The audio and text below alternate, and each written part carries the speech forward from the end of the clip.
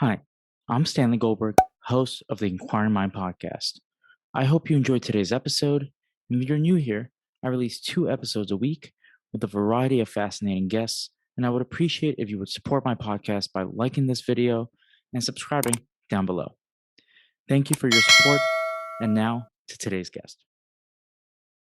Bobby Duffy, welcome to the Inquiring Mind podcast. Great to be here. Thank you for the invite. Yeah, it's a real pleasure.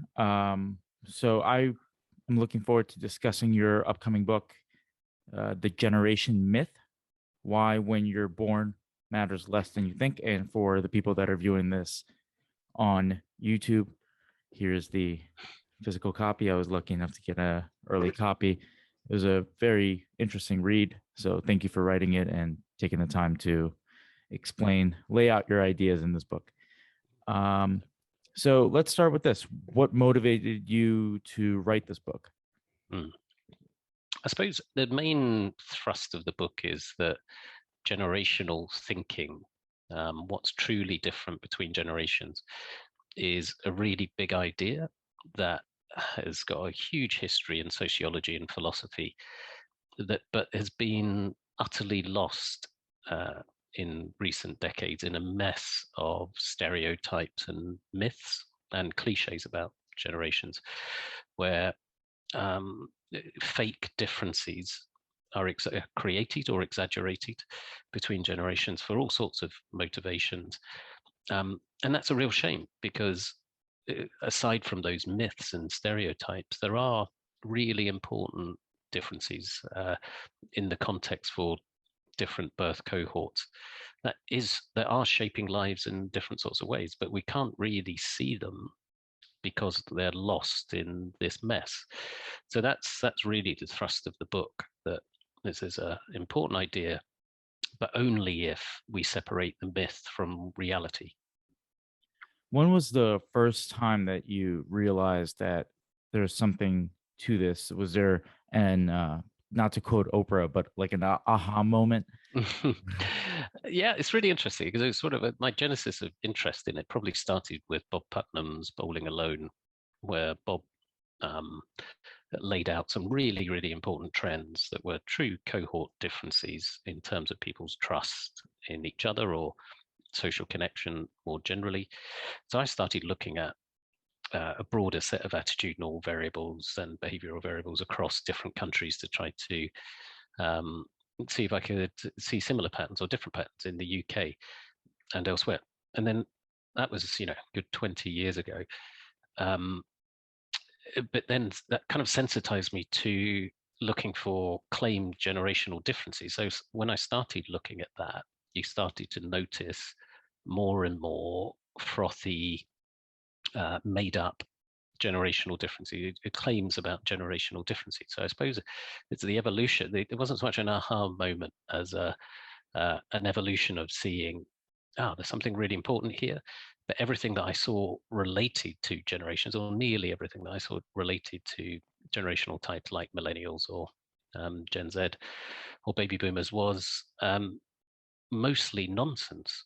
So you kind of, it was that spurred me to look at it more carefully, was that disconnect between some really important things that people had pointed out and what you would see most normally in the media and social media about claimed generational differences. And it was like the weight of the number of those myths and stereotypes was the thing that stood out. You got this constant increasing flow of bad research or made up claims. Right. And when did this I guess the science of generations and breaking down people by generations begin?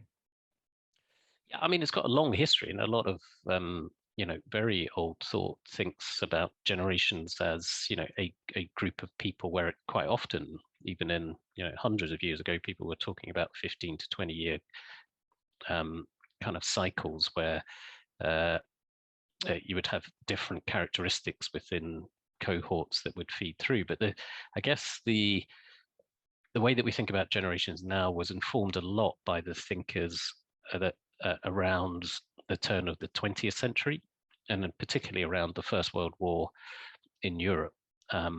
where you had sociologists like Karl Mannheim in particular, who gave us a lot of, brought together a lot of ideas around how generations are formed into particular identities, mostly through traumatic experience was Mannheim's perspective on this, because he had seen the impact of the First World War on whole cohorts of young people who were effectively sacrificed by older people, and that created this sense of division between young and old in those days. But he also did talk about how slow evolutionary change in culture pulls generations apart. And so that type of thinking, which built on people like Auguste Comte, the French philosopher, who thought of generational differences as effectively how societies change, or one of the key components of how societies change, that young people naturally come into society less configured to the attitudes, beliefs, values, and behaviors of previous generations. And so they help move society forward. So these are really big ideas, sort of based on the fundamentals of society, that we are born, we age, and we die as individuals, but society flows on, being renewed all the time. And the second part being that we're more flexible when we're young. And our formative years are really important in forming our values and attitudes and behaviors. And that type of thinking is still really important to how we understand generations today, or how we think about these types of social generations, like baby boomers through to Gen Z. Right. And for example, the greatest generation had World War II, which defined for a lot of people that generation and maybe shaped their thinking. How about for a generation like millennials or Gen Z, which I believe I fall under? Mm. What features of society have shaped those generations' behaviors, or why were they, placed in this Mm. category of millennials or Gen Z? Yeah, it's really interesting. I mean, I think there is one of the criticisms of the social generations that we have now, these categories, is there is no real scientific basis to where do you draw the boundaries and how do you define these groups. There sort of is with baby boomers, because that's related to a demographic event of higher birth rates post-war um, uh, in the US and a number of countries in Europe, although not all. But after that, it becomes a little bit more fuzzy on why Gen X, why is Gen X roughly born 1966 to 1979? Then why have we put millennials at roughly 1980 to 1995, and then Gen Z 1996 onwards? And there's no real clear demarcation between those, and there's no real hard evidence you would say that that's absolutely the right place to draw the lines. I think some of it is based on real events, like I say, the demographic boom around baby boomers.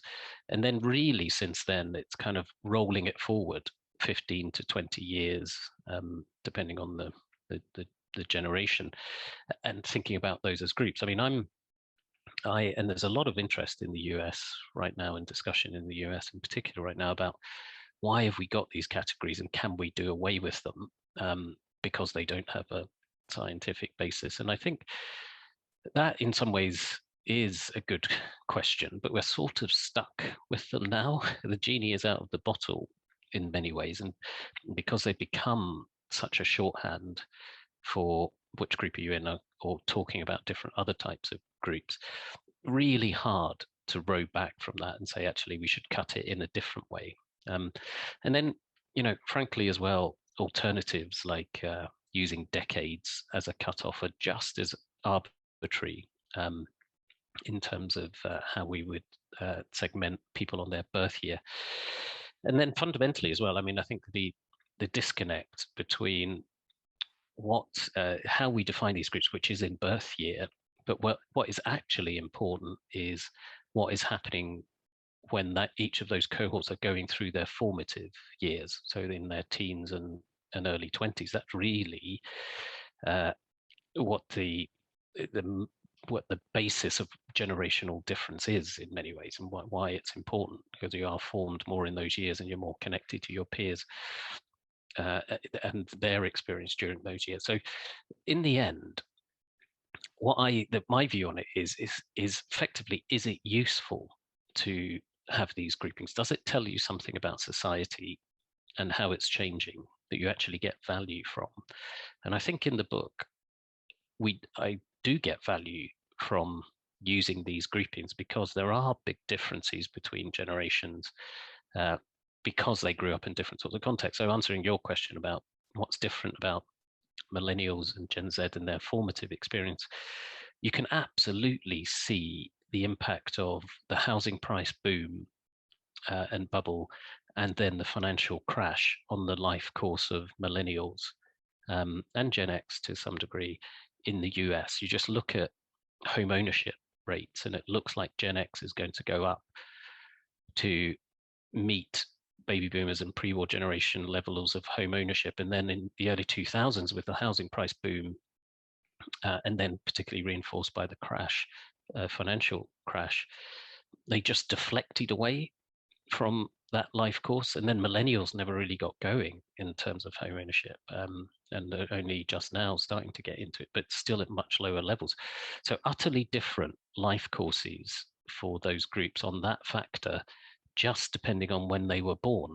If they were born a couple of decades earlier, many more of those cohorts would have owned their own home, with all the knock-on effects that has for wealth generation and security and ability to save for the future.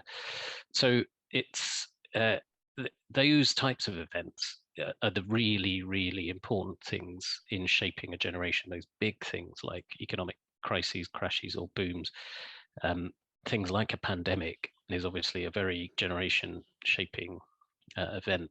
Small things like, some attempts in the past have tried to name generations after games consoles, like the Nintendo generation, and now we have the TikTok generation, or whatever.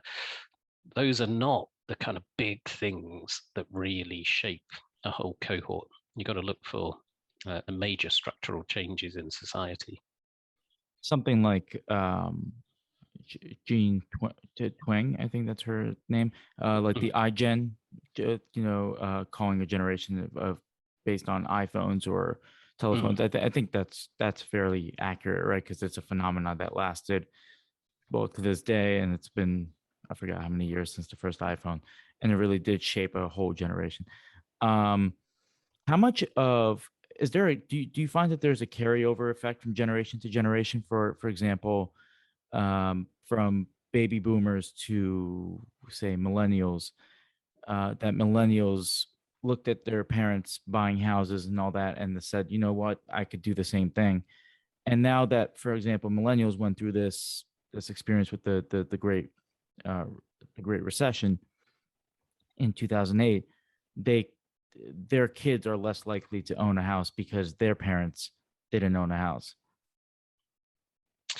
Yeah, I mean, like, absolutely. So one of the big stories for now and the next 10 or 20 years is going to be the intergenerational transfer of life chances, really, because we've had this enormous growth in private wealth driven by housing booms, stock market rises, pension kind of changes, quantitative easing, pumping a lot of money into the economy. And it's been concentrated at the top of the age range, among baby boomers mostly, but only among some baby. Not all baby boomers clearly are rich or have a lot of wealth or made it big. So it's been concentrated among a subset of that older generation. And so how that wealth flows down to future generations is really, really important now, because it's going to flow down very unevenly. And we're already seeing it now, but it will continue to grow as a phenomenon, is the extent to which your life chances are increasingly set by the resources that your parents have, because increased student debt, still high house prices, wage stagnation, means that wealth is much more important to your life chances than income nowadays compared to the past. And that is being concentrated.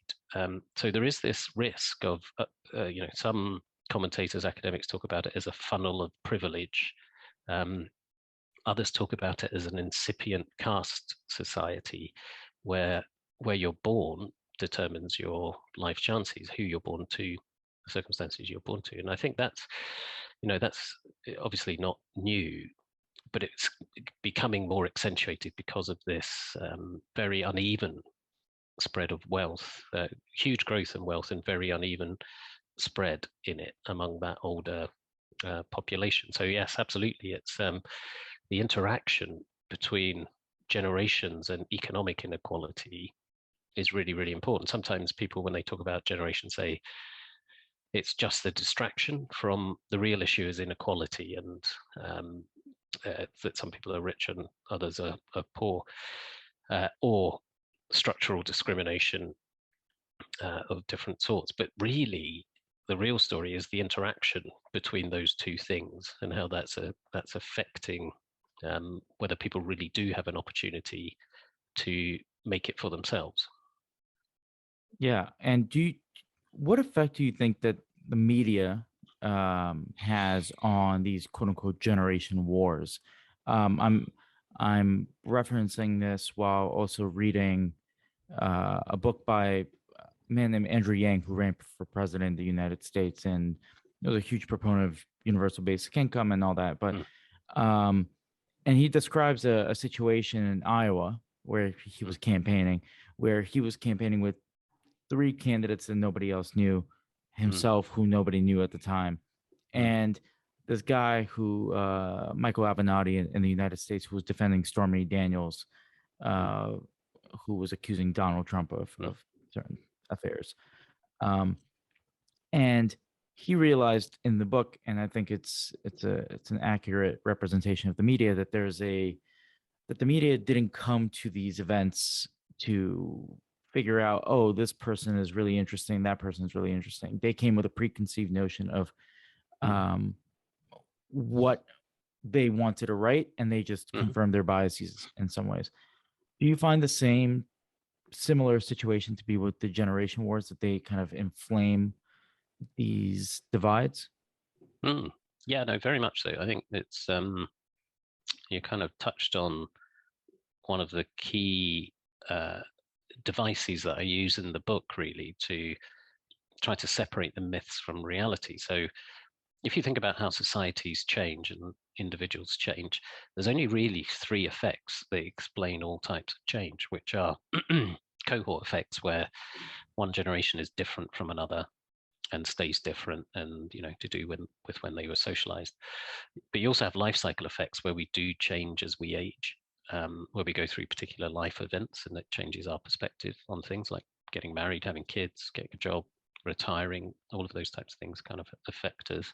And then you have period effects, where something in the context changes, and it affects all of us to some degree.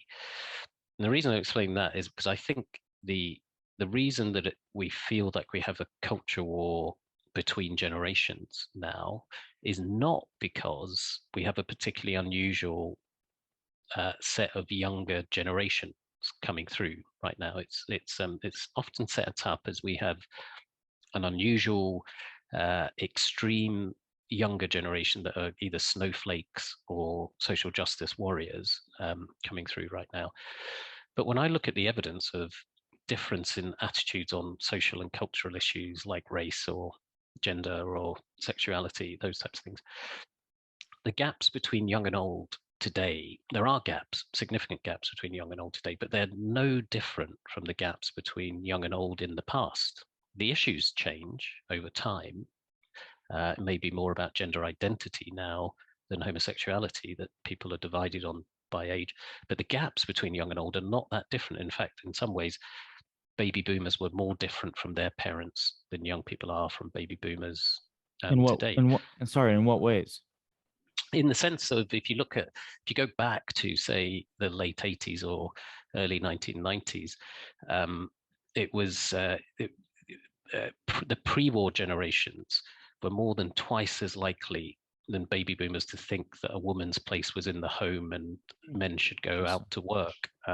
So you get like 60 odd percent, 2/3 of pre-war generation saying that's the normal course, that's what it should be, whereas under 30% of baby boomers who thought that at that time. So there's these big gaps on gender roles um, between the generations. And what we see now is, quite similar differences between young and old on things like race or support for particular movements like Black Lives Matter or whatever else. You can see big gaps between young and old, or on um, trans identity or gender identity more generally. So the issues have changed, but the gaps are similar, if not slightly smaller, between young and old.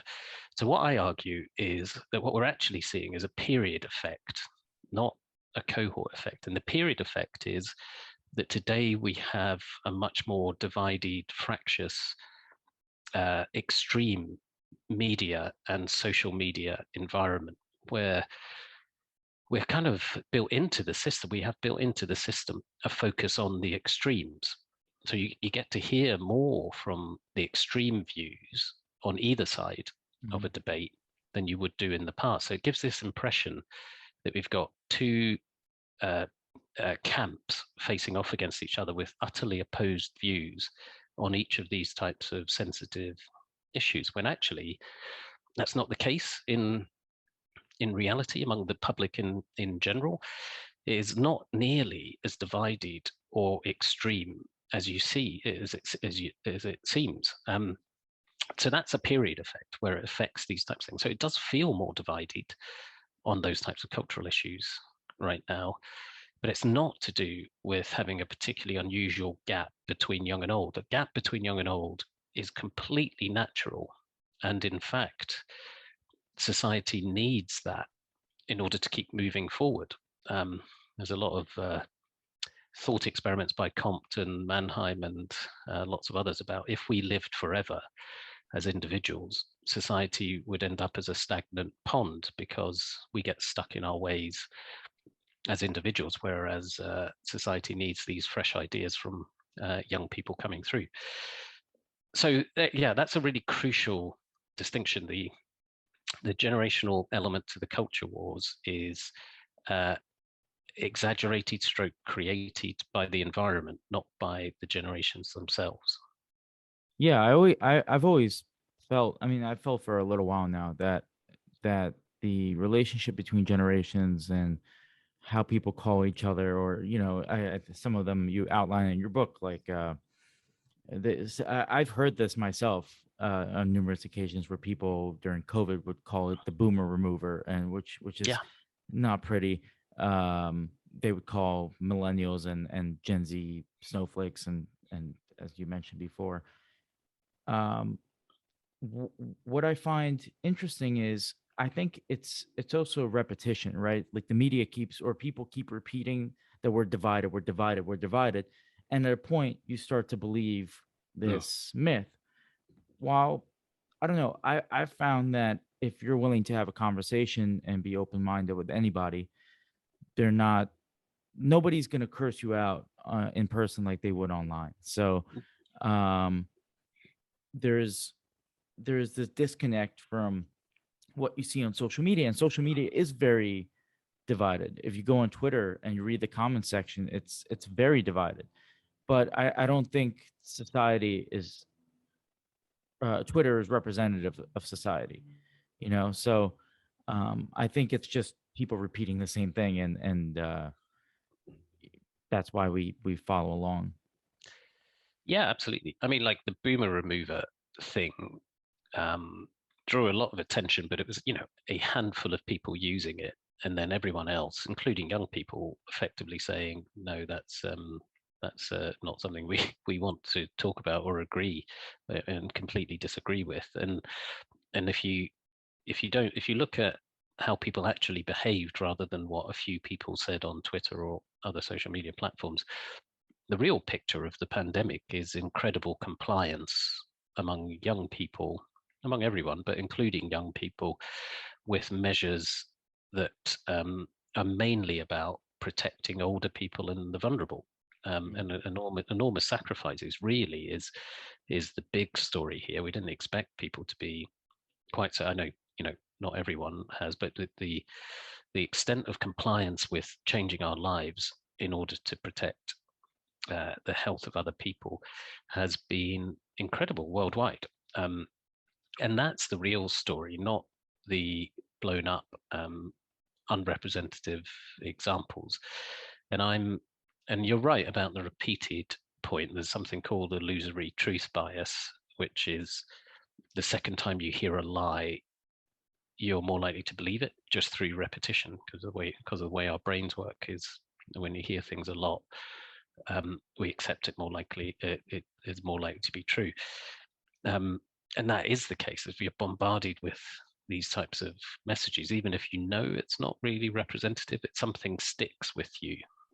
Of there must be some element of truth to this, and that is a problem. That is a problem when you're incentivized, when you have an information environment that's incentivized to draw attention to the extremes. Yeah. You just mentioned that, young people and pretty much everyone was very compliant during the COVID lockdowns and all. Um, Not to sound cynical, but do you think that that could also be self-preservation rather than caring for different generations or for your elderly, or just, I want to look out for myself? Yeah, no, of course. I'm a sort of it relates to a broader point I make in the book about um, uh, young people today have got like a lot of justification to be really angry about the economic circumstances that they've had grown up with compared to growth in wages and wealth that previous generations saw. But you don't see much rebellion or active revolt among young people, and there's lots of reasons for that. It is part of it is love, because we're very connected up and down the generations through our families. But there is an element of that which is less altruistic and is more about we need to support old people, because if they don't get the support, then we're going to end up having to do it ourselves and looking after our parents and grandparents, and that takes time or money. So you need to get some level of support or success for them, or else it will fall on us. And there is a third element, which is we don't have much evidence or indication about how we'll be treated as older people ourselves, apart from how we treat old people today. Is one of the indicators of if we all, age is very unusual as a characteristic, because we will all go through the different age ranges. We won't necessarily change genders, we won't change ethnicities, we won't necessarily change socioeconomic groups or classes, but we will all change age groups, or we'll die. We've only got two options: we either get older or die. Hmm. So we've got a connection to older people that you don't have with other types of demographic factors. And that's not all altruistic or love based. It is selfish. Some of it is selfish. And so, absolutely, I think there is an element of self interest in this, for those sorts of reasons, a number of different reasons. Yeah. Do we have any data on how the relationship of the younger generation with the older generation has changed over time? Oh, it's really interesting. Yeah. Yeah, I mean, it's really interesting. I mean, there's really good data on time use, data on that we spend much more time with our kids than we used to. So parenting is more intense and more time is spent um, on childcare than we did in the past. Uh, and it's just a kind of cultural change. So there's an increased connection in that sort of very tight nuclear family type element to it. But then counter to that, we have got the most age segregated society that we've ever seen. It's like a really there's academics in the US who talk about it as a dangerous experiment in age segregation. And there's an absolute mirror of that in the UK, where up until 1990s, towns and smaller villages and rural areas, and compared with cities, there was not much difference in terms of the age profile of those types of geographical areas. But when you got to the 2010s, huge differences where young people have sorted themselves into cities, older people staying in suburbs uh, and more rural areas. And it's same sort of patterns in the US, just happened a bit earlier. Uh, uh, and that is like a new thing. That is societies generally tended to be mixed up by age in terms of where people lived. So that separation is helps fuel some of these stereotypes about, because we don't have so much contact with each other. Just as you were saying, when you talk to people, you tend to see that you're not as different from them as you think, and there's more in common. But if you're living in completely different areas, you start to think very differently about the other group. And then on top of that, you've also got digital lives. Our digital lives are more important to us now than in the past, what we do online. And while it's true that more older people are online than in the past, they're still in very different places to young people. They're on different platforms doing different sorts of things, mostly. So we've got a digital separation in our lives too. So I think that one of the key themes of the book is our issue, our problem is not so much war or conflict between generations as separation between generations. We've drifted apart in a way that we just didn't in the past. So that is a problem. That is one of the big challenges, particularly because lots of great work that shows intergenerational connection benefits both sides, both the young and the old. Younger people get to learn from the experience of older people. Older people get that sort of connection to the future and helping shape future generations.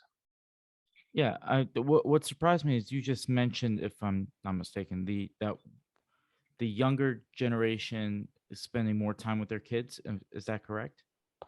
Yeah, no, we had a long-term trend of increased parenting time. Yeah, absolutely, and it's partly, It's- domestic. Sorry, go ahead. Sorry, but that's a little surprising to me for because y- as you mentioned before, with the baby boomer generation, the generation before that, um, there was always a higher likelihood that one parent would stay home with the kids, and I associate that with spending time with that kid because you're home. Mm, Now you have, I would assume, I don't know the data completely, you have fewer households like that. You have more parents working mhm. full time and then spending time with their kids. So how does that how do younger generations spend more time with their kids? Yeah, I mean, it's partly because of the kind of household chores aspect of life has been enormously constrained, enormously reduced because of all the technology that we have, the amount of time that. So I was born to a baby boomer, into a baby boomer parent, and while my mum only worked part time. She didn't have the sort of technology of the home technology so she spent a lot of her time cleaning, cooking, doing all these other types of things, Oh, washing, interesting. in a way that is much more automated now. So I mean that's part of the reason for it, but there has also been a squeeze on leisure time. A lot of the time that I had outside of school and outside of work hours would have been just being left to myself in a way that they would go off to the pub and you'd be left on your own, and or you'd be kicked out of the house and said not don't come back till it's dark, and go out and you just play in a kind of free range kid type of way. And there's much more active involvement in kids' lives these days. I feel that myself as a father of a 12-year-old and a 9-year-old. We're much more involved in their lives at the weekends and in the evenings than my parents would have been. There's a kind of shifting cultural norm as well as a technological change. Hmm, that's that's really interesting. In spite of all these at times positive factors and some obviously there are going to be negative factors. Why are people so pessimistic for the future of their kids and grandkids, and Mm, they don't see a path towards upward mobility? Um, uh, if you let me, there's this kind of like a two-part question or three-part question, really. mhm, So there's that, and then you cite polls in your book of how of saying that people in the West are more pessimistic about the future for their kids and mm, grandkids, while people in, say, Asian countries, I mm, think Singapore, you said, or some other country, mhm, are more optimistic. What kinds of questions are asked in these kinds of polls? How do they get to these issues?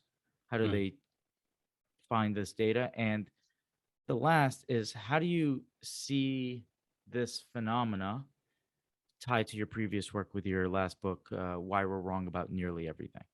mm. Yeah, interesting. So on the first part,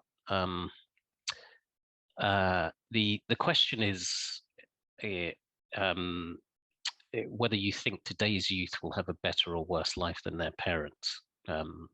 And what you've seen is exactly as you describe. You've got less developed countries where the majority are think it's going to be better, and then the more developed countries, including UK, US, and particularly France, interestingly, very pessimistic about the future for their kids. I think it's more like think it's going to be worse rather than better.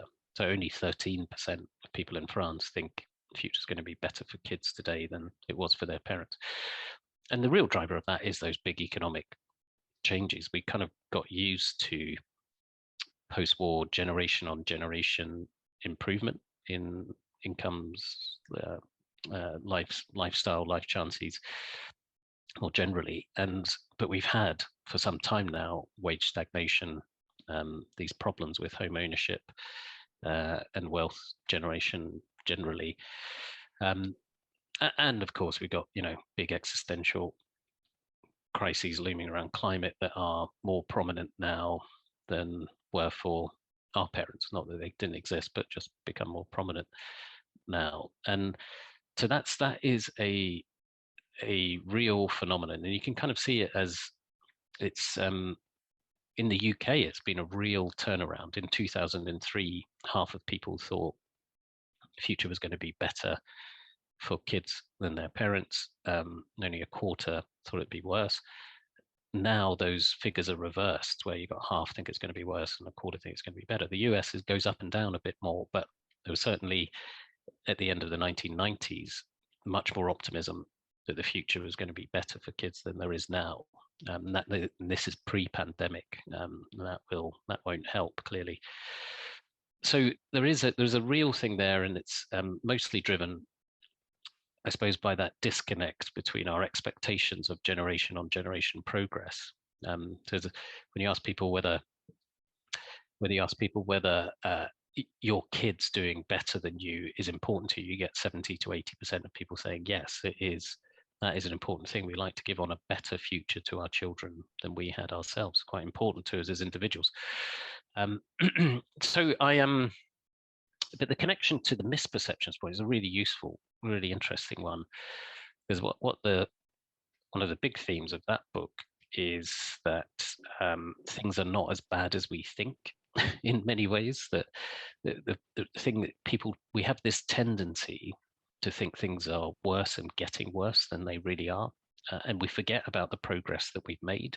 So I think there is an element of that in this sort of trend, is that we've got those big economic factors in mind, uh, but we tend to forget the progress that we've made in other sorts of ways when we come to those assessments about education levels or health capability, healthcare capabilities, or the cultural improvements that we see in the opportunities for travel.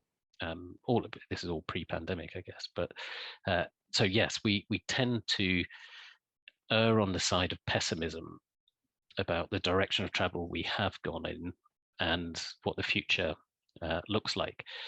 The difference, I think, from on this subject, though, is that there is a real truth underlying the fact that it has got worse for recent generations, that economically it is tougher. It has been tougher, and progress has stagnated or reversed for lots of groups.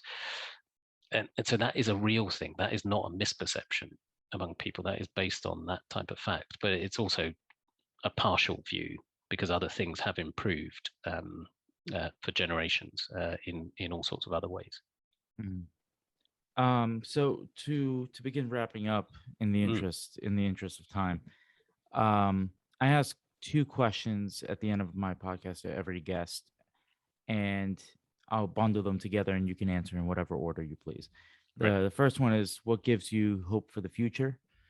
And the second question is, what are 5 books, fiction or nonfiction? They don't have to be your favorite, that you would recommend to people.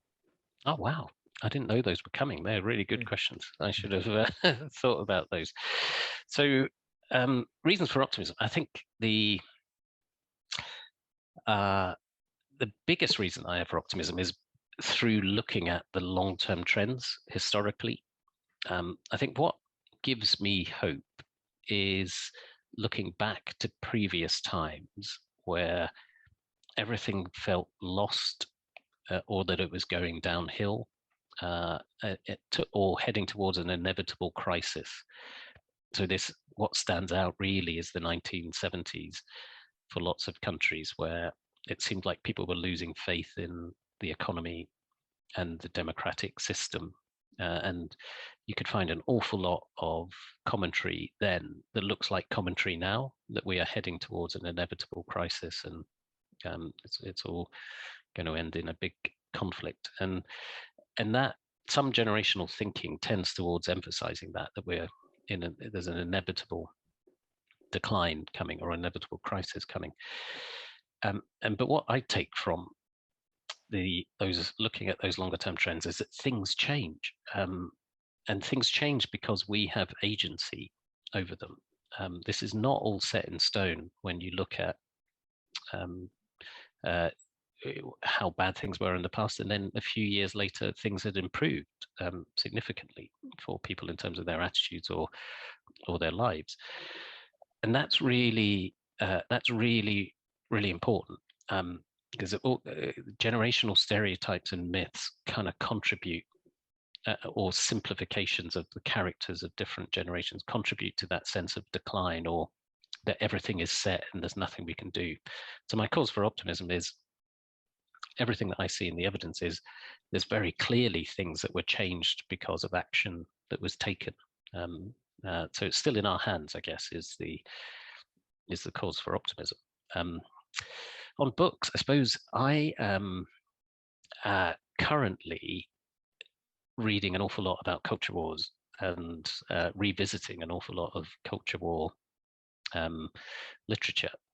So I think in terms of what I'm learning a lot from is going back to James Davison Hunter and Culture War book from 1991, and looking at Liliana Mason's Uncivil Agreement, and trying to learn from that, and looking at Ezra Klein's, more recently, Ezra Klein's Why We're Polarized, and and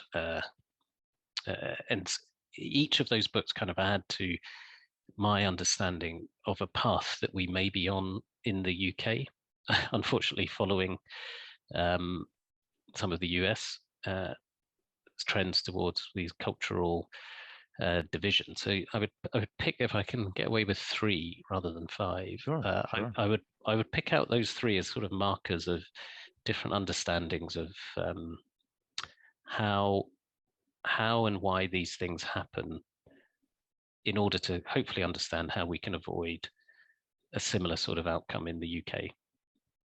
Great. I wanted to first say thank you for coming onto the podcast and speaking with me. Recommend your book, The Generation Myth. I'll show it one more time, and wish you the best of luck with the book launch. Ah, thank you. It's Yeah, been great talking to you. Great questions. thank you. All the best. Thank you.